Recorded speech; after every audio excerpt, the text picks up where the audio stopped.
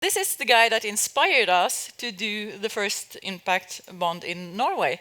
And that is, I think, because the Scottish example, it's a country that's rather small, like Norway, and rather politically radical in a way, like Norway. We just don't have any money. That's the difference. So they lack the money, but that's, as I say, he has the money in his foundation. So very happy to have you here. And you'll be presenting to us some of your examples and try to learn us how to do this more in depth. Thank you very much. The scene is yours. And I forgot to say, the slides here, it's all yours. You'll have it afterwards, so you don't have to write it all. Okay? Great. Thank you very much. Thank you very much, and thank you so much for the opportunity to come and speak to you. Let me tell you a little bit about the trust that I work for, just to set the scene. We are the largest foundation in Scotland, the Robertson Trust. We've been in existence for nearly 60 years, and we are, or were, very much a traditional grant funder. So we waited for people, for the postman to deliver applications to us, and we would then sift them, assess them, and make awards. And we did that for many years. Oh, sorry, I think I've gone too far. There, that's where I wanted to be. And there were several things that we kept running up against as a foundation. First of all, sustainability. There was so many good pieces of work that we would fund, and we got to the end of our funding, and no one else would fund them. And they were all teetering on the edge, and we'd have to give them an extra year, and then an extra year. And no one else is picking up, and the public sector not picking up, and yet they're reaping all the benefits of the fantastic interventions that charities in the third sector were doing. Second thing that we ran up against was scalability, in that what we have got a small country, and we have lots of really great examples of good work that's being done. And we were always saying, if only we could get this piece of work scaled across Scotland, if only we could change the system, this would make a huge difference. The other thing that we ran up against was government, public systems. Trying to engage with them as a funder was really difficult. We found that no matter how we tried, we just couldn't quite get onto the same wavelength as the public system. They always had a slightly different agenda from us and a different way of working. So what we've been on effectively is a journey, and this journey really started back in about 2012. And you'll see there the first thing that we looked at there was social impact bonds.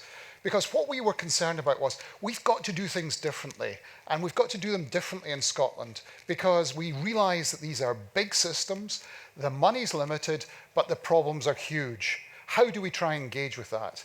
And I went to Peterborough, to the One Service, to the prison there, and a couple of things really struck me from that experience. One was that the public system was absolutely locked into this, so they were absolutely engaged through the contract. The second thing that really struck me was the way the charities worked together. There was a group of charities, and they all worked, and they worked hand in glove with each other. And when I spoke to them, I said, what difference has a social impact bond made to you? And they said, it's been fantastic. I said, not because of the finance bit behind or the payment by results, anything like that. It's the fact that we've got 5 years of funding. We don't have to worry about our annual funding cycle. We've got 5 years when we know that we can put the prisoners at the centre of what we do and do what's best for them. And I took that away. I thought that was real learning. Back in Scotland, as I mentioned during the panel, we have had no social impact bonds in Scotland because at the centre, government have said, no, we don't like them, we don't want them, they're not for us. They instead had, in terms of public service reform, they had a thing called public social partnerships. And this was an Italian model, and this is about co-creation, and this is about the public sector and the charity sector coming together and co-producing a new service. When I had a look at those, and there was quite a lot of them, the government was really behind this. They liked them, they liked that idea of partnership, but there were several weaknesses to it. One, there was no money, so somehow the money just had to be found from somewhere. Secondly, there was a long period of trial, so it was always new services. It had to be something new. It couldn't be some of the great work that was already being done, it had to be new. And thirdly, they actually had a procurement at the end of the trial. So, as a charity or as a third sector organisation, you would get involved, you'd put all your intellectual property into this, you'd work away at it with the public body for 2 or 3 years, and at the end of it, it would go out to tender. And so many times we were seeing that when it went out to tender, then what happened was the contract was lost, and it was lost from the charity. It went to someone who came in and undercut, often in the private sector, that were coming in and undercutting. So it wasn't really a great model from the charity perspective. We have a thing in Scotland called the Christie Commission, and this was a really important report that was produced in Scotland by Campbell Christie. And it basically said, we've got to move from the high-cost reactive services upstream to try and work on the preventative. And this was a clarion call to government saying, you've got to do things differently. Come on, otherwise we face a bill we will never be able to pay, and we will have increasing demand. Our demographics are going to work against us. And how are you going to do it? The only way you're going to do it is move upstream and move to preventative type models. Interestingly, in Scotland, that hasn't happened. And government gives lip service to, yes, we must, we've got to try and move. But the problem has been that there just isn't the money to do that. And they haven't been able to. They're locked into these high-cost reactive services that government has to provide. The other thing that we saw in our journey was that third sector services, the way that they were sustained was wrong. It was a flawed model. This was master-servant. This was the public system, the charity, and you get, if you were lucky, you'll get a 1-year service level agreement. You might get a contract, but don't think in terms of getting anything up to 3 years. That was very, very unlikely. So it was all short term, and that resulted in lots of problems for the third sector, lots of problems for the charities, because they would have basically 6 months of funding, and then, because of the uncertainty, they'd have to put their staff onto notice of redundancy. And how can you try and keep a good staff team? How can you try and deliver things well when half your workforce is going on to notice of redundancy? You're not going to keep staff. They're going to move on. You're not going to attract staff because no one would come and work in that environment. So it meant that the charities were really struggling to deliver the great services we knew that they could. The third thing, the final point I wanted to mention on this journey was austerity. And this is just the cutbacks in public sector and what we've seen in Scotland in terms of that squeezing of the public sector. It's really interesting because in Scotland we have a devolved government, and they don't think that they have squeezed the public sector because they've given them budgets of maybe standstill or an increase by 1%. But what they've allowed the local authorities to do is they've taken away all the ring fencing for the money. So they give them one pot of money at the beginning of the year, and the local authorities are allowed to decide how it spends the money.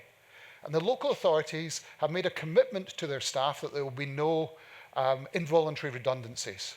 So that's ring-fenced.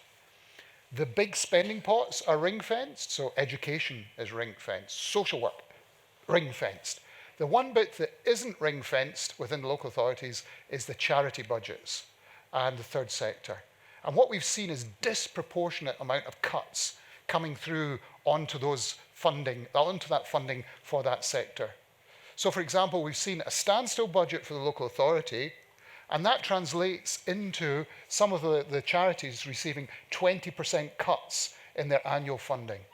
So a really difficult, a really tight situation. What we did was we thought, what should a model look like? And we came up with 5 different parts to it. First of all, about design, and we liked the idea of the public social partnerships that I mentioned, the fact that there was an element in there to design services. We liked the idea from the social impact bonds that there's a contract. We liked the idea that there's a demonstration phase. It's interesting that certainly in terms of the evaluation of the model, we couldn't see much evaluation of social impact bonds or in terms of public social partnerships. They were being pushed out without saying, actually, does the model work? And the final point, and this really was the main driver for us looking about how we could do things differently, was about sustainability. How do we try and get services that are different, that will make that difference, that are those preventative services, and how will we get them sustained? So what we came up with was this diagram here. And let me talk you through some of the key parts of that. First of all, look at the center part with the charity and the public body. Now, I've very deliberately drawn those two circles the same size. The reason is this is a different type of relationship. This is not master-servant. This is about parity of steam, and this is about partnership working. They're drawn at the same size on the same level because the way that this social bridging finance model works is to try and treat people as partners. You'll see at the center of it, there's a contract, and we worked very hard on this contract. I said to the lawyers, I am very keen that we do not have a 500-page contract. Make it as light as you possibly can. Don't worry that it will not sustain attack at the Supreme Court. What I want is something that is easy to use and is not difficult. And so the contract that we have in this model is only 10 pages. It's still a contract. It has to go through legal departments. People will still sign it. It is legally binding, but it's only 10 pages. So it's very easy. The other thing that we did with the contract was we wanted it to be off the shelf. So all you effectively have to do is slot in the names and sign it at the bottom. So it makes it very easy. You don't have to generate these contracts from start. You'll see up in the top left-hand corner, there's grant funding. Now that is different, as you can understand, from a social impact bond, because we are philanthropists. And at the end of the day, we were struggling with trying to get the idea of who would pay us back under a social impact bond. Because, as I was mentioning to you before, the government were going, no way are we going to be paying you back. So who would pay us back? And then it was a kind of light bulb moment for us when we said, well, actually, we're philanthropists. We give money away. We don't look necessarily to get it back. How can we try and use our money to effect change? So what we have up there is us as well, or a grant funder. So what we've got within our model is it's 3 partners in this. In that contract, it's 3 partners, a public body, a charity, and a grant funder. Together we will sign a contract, and that contract says we will undertake a trial. And we'll undertake a trial for a specified period of time. Usually it's 1 to 2 years, something like that. And we will, as the grant funder, fund that. What we do is, right at the beginning, the public body and the charity decide on the outcomes that will create success. What does success look like at the end of the trial? And they decide that at the beginning. And this is a really important thing. We have all the hard conversations at the beginning of it, not at the end. So many times in the public sector we see all the difficult conversations at the end, as everyone's trying to struggle to keep the service going. And that makes it really difficult. What we've done is instead, let's have that discussion at the beginning. So we step back from this, we allow the charity and the public body to have that conversation and decide what will success look like. And in this contract, probably it will be 4 or 5 outcomes that they will decide on. One of them will almost definitely be output. So in other words, it's about volume, it's numbers. So in other words, it won't be just 1 or 2, it will have to be a certain number of beneficiaries that will go through this service. And the other parts of that will be about outcomes. What change will we actually get with this service that's delivered? The contract then says, if the trial is successful and these outcomes are met after 2 years, the contract says that the public body will then take this service and they will continue to fund the charity and they will sustain it for X periods thereafter. Now, being a funder, one of the things we always like to do is try and leverage our money. So we take this bit and we want that impact. And what we're doing with this is we're saying we'll do that trial if you will sustain it for this length of time afterwards. So the kind of periods that we're looking at in the contracts that we've done are for 5 years on. So what you've got now is potentially a situation where a charity and a public body are entering into delivering a service for a 2-year trial, and if successful, 5 years afterwards. If it's not successful, what happens is the public body walks away. So what you've got is a model here which is very attractive to the 3 different players within this. To the public body, it's really attractive because what it does is it de-risks change. because they can bring something in, they can trial it, and if it doesn't work, they walk away.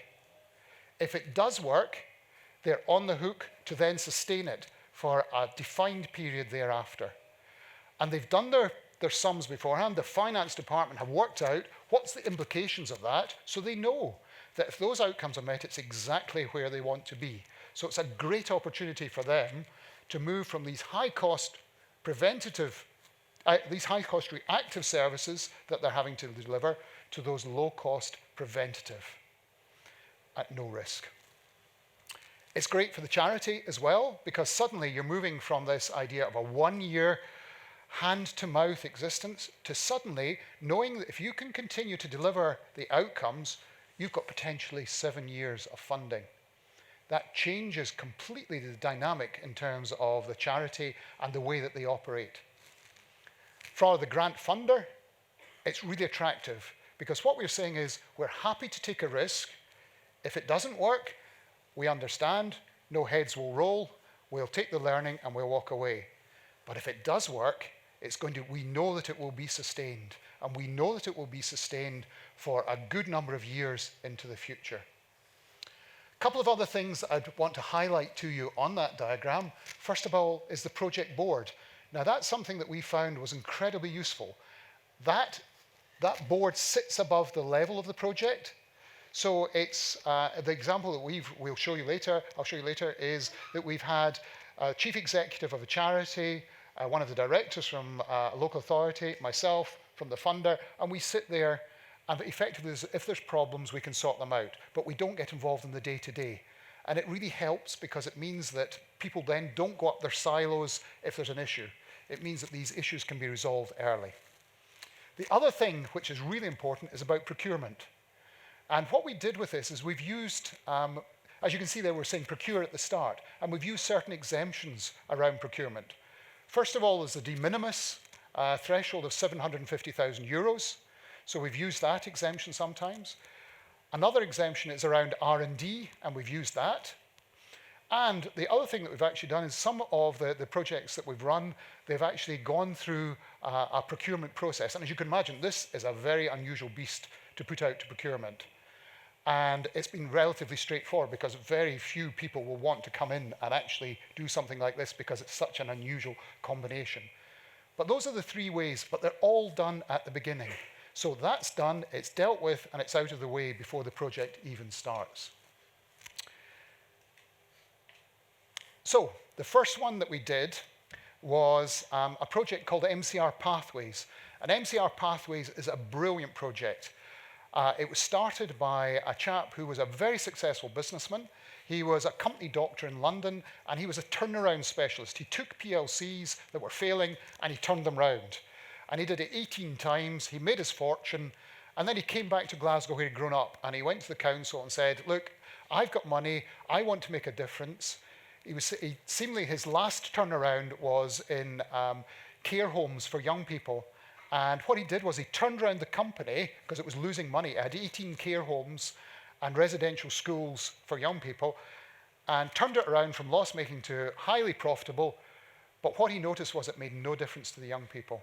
The young people's outcomes were still as bad. So he came back to Glasgow and said, look, I've really got a heart for doing something for young people, particularly young people in the care system. What can I do? And they didn't have a clue how to engage with them. And just by happenstance, a head teacher of a school in one of the deprived areas of Glasgow said, come and work with me, I'll show you how we can make a difference. And together, what they did was they developed a model working with young people in the care system in school to raise their educational attainment. And over a period of 5 years, they built it from 1 school to 6 schools, a little cluster in the north of Glasgow. At that point, they came to us and said, look, we've got the ambition to scale this. The city council have got the ambition to scale it. There isn't really the money to do that. Would you be interested in funding this? So what we did was we used our social bridging finance model. So what we have is us as the funder, Glasgow City Council Education Department as the public body, and MCR Pathways as the charity. And what we did, and what the contract said was, we will scale from 6 schools to 12 schools and as a trial. And at the end of the trial, if the outcomes for these young people are this in terms of raising their educational attainment.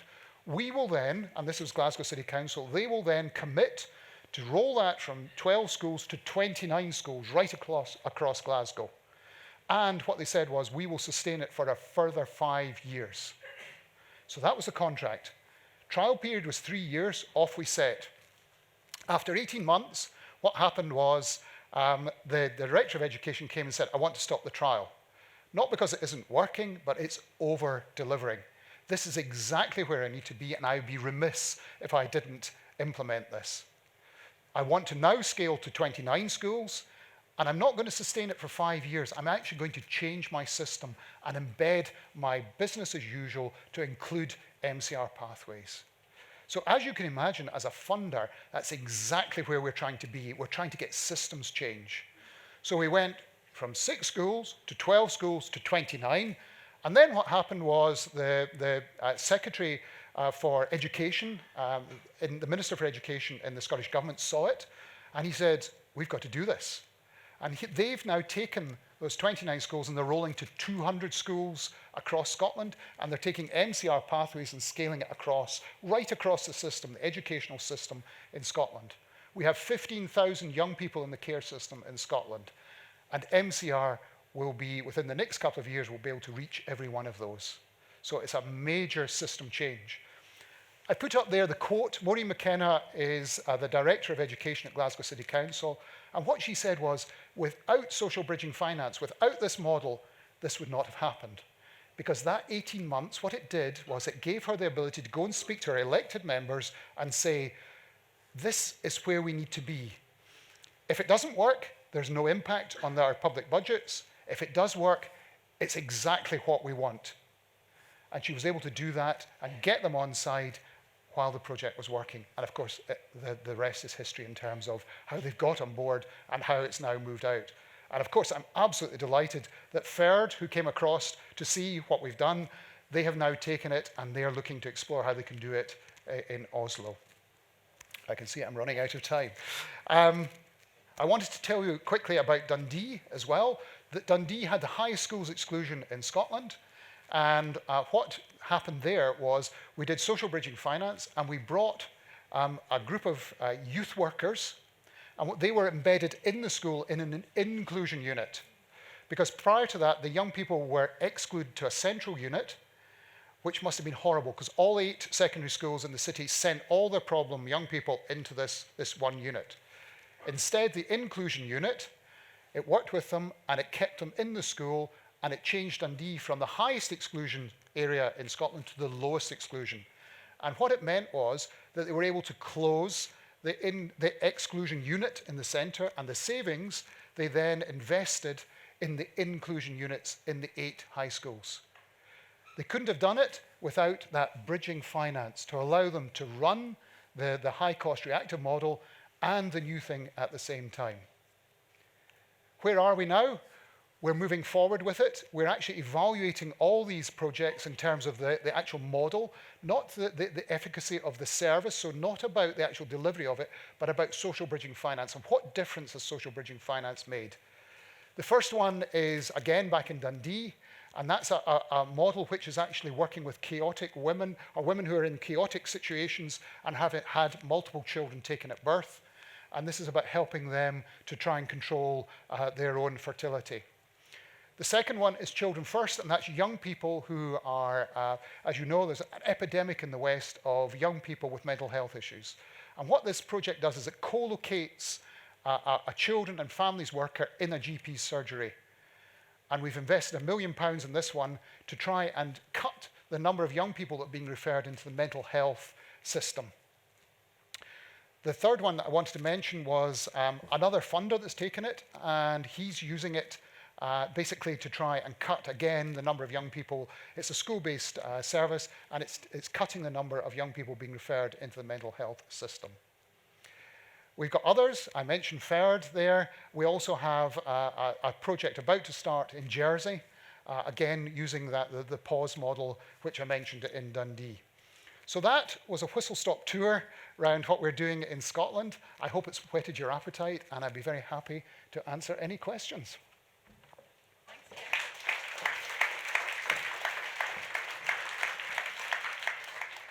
And I hope you all kind of notice why this guy is inspiring. Because what they've done is, it's quite interesting, at least we feel when we're in Scotland and discussing with them, because of some of the political issues here, because you need, as an investor, to approach the authorities in a respectful way, right? You need to understand what they are struggling with, Yeah. and to understand the systems as well. And I think you have explained that really well when we've met, that how you see them and how you manage to get in line with them, as you're saying, in a cooperation mode. Yes. So that we together we can set up this scheme because we have the same goals. Yes. So yeah, and that what I think we took with us to Lier as well. So we were able to discuss with them and actually be partners in crime. Yeah. So that's Partners for change. yeah, partner for change. Do we have something in Slido? No. Very calm audience. You, Right, right. you're powerful. Yep. Can I spend a couple of minutes just to tell you where we're going with this now? We are moving forward. There's a lot of interest in this because it's different from social impact bonds. It's complementary, we think, and we think that there will be certain environments where it will suit better. I think Scotland's a good example of it because, as Katinka was saying, it's about what is government looking for. And it's been very interesting in discussions with government because one of the things they're keen to do is they're actually keen to be a funder with us, which is really quite strange because what they want to do is they want to drive change often down at local authority, at municipality level. And they see this as a potential mechanism for locking in change down at local authorities. I mentioned before that the fact that they have taken away the ring fencing around budgets and about the allocation, so they have no control over how money is spent down in the municipalities. And this is actually a mechanism for them to ensure that really good things and really good pieces of work, if they're evidenced, if they work, can actually be embedded in the local authority level and in the ecosystem there. We are developing a really interesting model in Glasgow where one of the arm's length bodies of the council is looking about how it can try and use this model. And the ultimate PE, in a sense, of it, if it works, is another arm of the public system. So what they're looking at is they're looking at delivering service which will actually cut the referral rate into the NHS, and they're looking for the NHS budget to then pay them back for that. So really interesting use of this and really interesting development for it. But we think that this has got a lot of potential. It's not a silver bullet, and I would stress that. It's not a solve-all, but we think there's a lot of different applications. We've used it in education, we've used it in health, in social policy. We think there's lots of different places where it can be used. And we'd be really keen, and that's one of the things I wanted to, a message to leave you with is, I want to form a coalition of the willing. Who wants to come with us on this journey? We are very happy to give away the model. We want people to use it. We want people to learn from it and to share their experience so we can try and get something which works and delivers change. Because at the end of the day, what this is about is helping those people, the beneficiaries of the services that are provided, and help them to have a better life.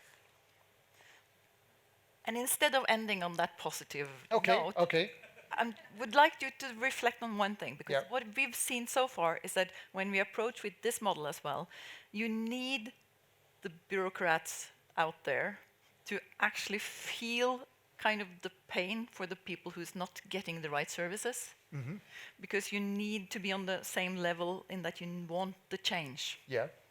So how do you make them see that they really need to set up this contract or start this journey? Yes. I don't think, get interest. I honestly haven't experienced that the civil servants or the public bodies are heartless. They are locked in a system.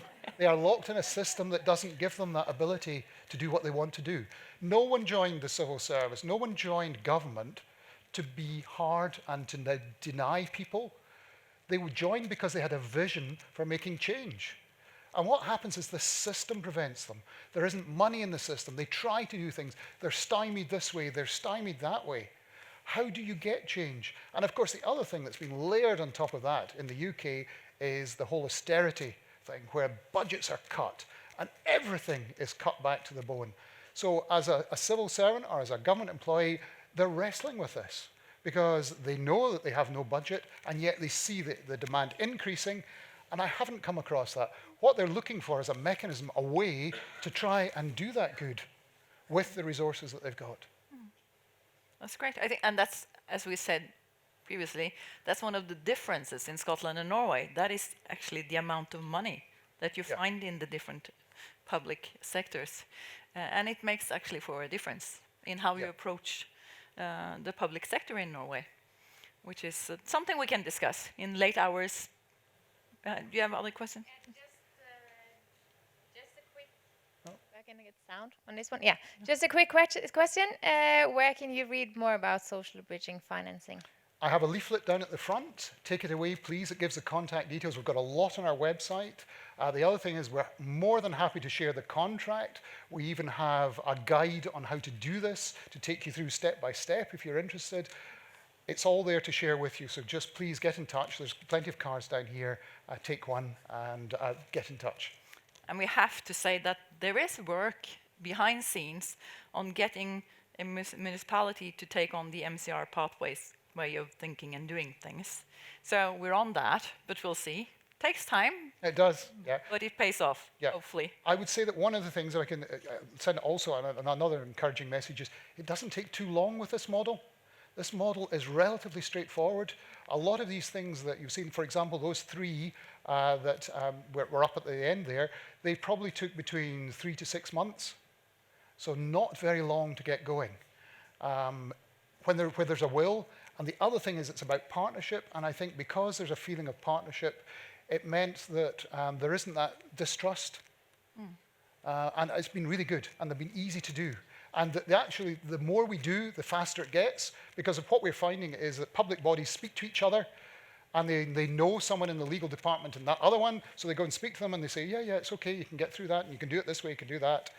And that really helps. So we're getting an increasing momentum. We find it gets faster. Exciting. Thank you, Ken, for sharing with us. Thank you.